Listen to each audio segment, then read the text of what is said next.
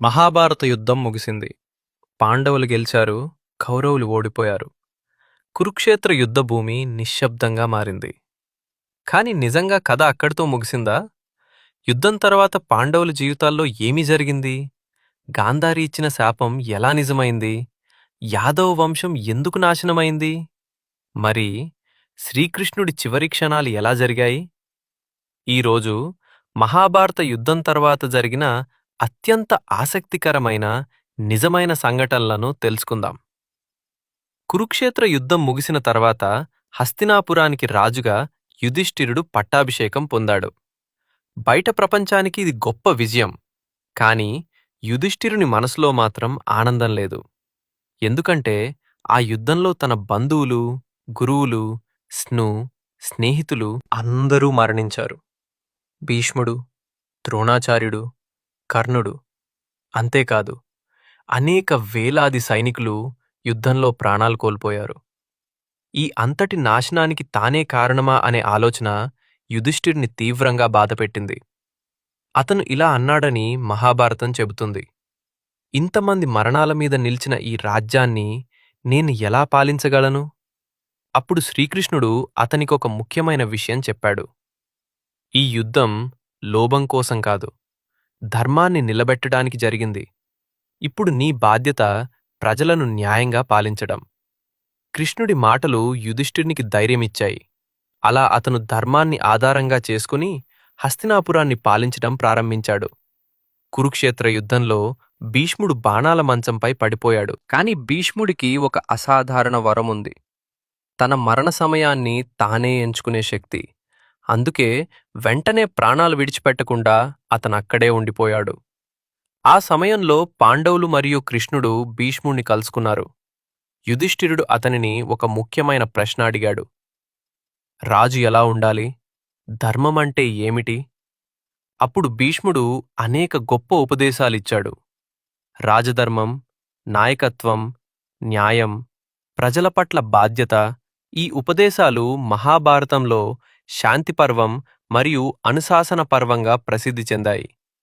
చివరికి సూర్యుడు ఉత్తరాయణంలోకి ప్రవేశించినప్పుడు భీష్ముడు శాంతిగా తన ప్రాణాలను విడిచాడు.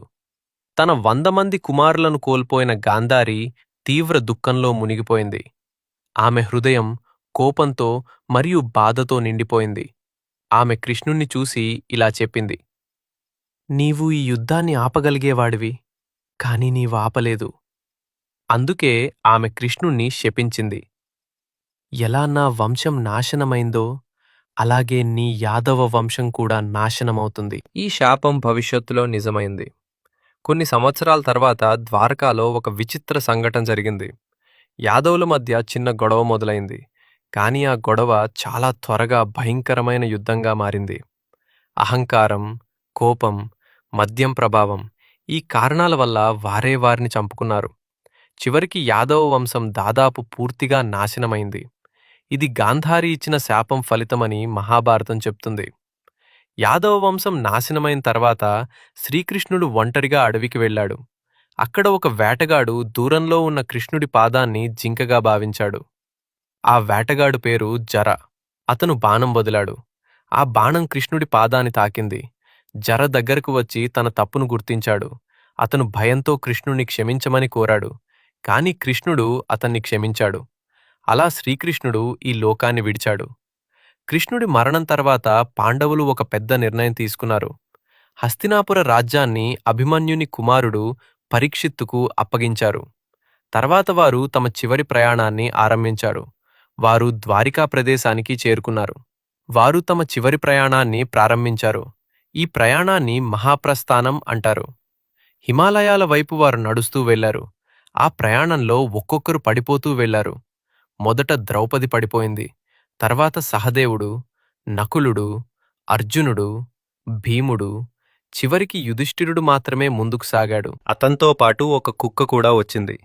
ఆ కుక్క నిజానికి ధర్మదేవుడు. యుధిష్ఠిరుని ధర్మాన్ని పరీక్షించడానికి ఆ రూపంలో వచ్చాడు.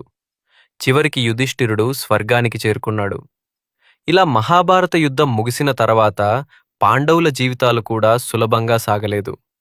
విజయం వచ్చినా వారి జీవితాల్లో బాధ, త్యాగం, ధర్మం ఎప్పుడూ కొనసాగాయి.